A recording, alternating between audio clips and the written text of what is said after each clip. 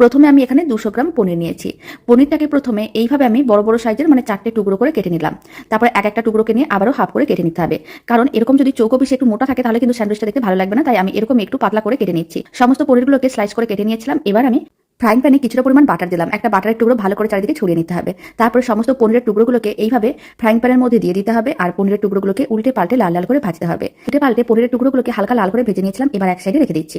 এদিকে আমি বেশ কয়েকটা ব্রেড নিয়েছি। আপনারা আপনাদের পছন্দ মতন যে কোনো ব্রেড নিতে পারেন। এবার দুটো ব্রেড নিয়েছি। তার মধ্যে একটা ব্রেডের একটা সাইডে আমি দিয়ে দিলাম 1 চামচ টমেটো কেচাপ, আর টমেটো কেচাপটা খুব ভালো করে চারিদিকে ছড়িয়ে নিতে হবে। অন্য যে ব্রেড আছে তার মধ্যে আমি 1 চামচ মিওনিজ দিয়ে দেবো। মিওনিজটা একইভাবে খুব ভালো করে চারিদিকে ছড়িয়ে নিতে হবে। এখন আমি ম্যাজিক মশলার প্যাকেট নিয়েছি। ম্যাজিক মশলার প্যাকেটের থেকে কিছুটা করে ম্যাজিক মশলা, টমেটো কেচাপ আর মিওনিজ দুটোর উপরেই এইভাবে দিয়ে দিতে হবে।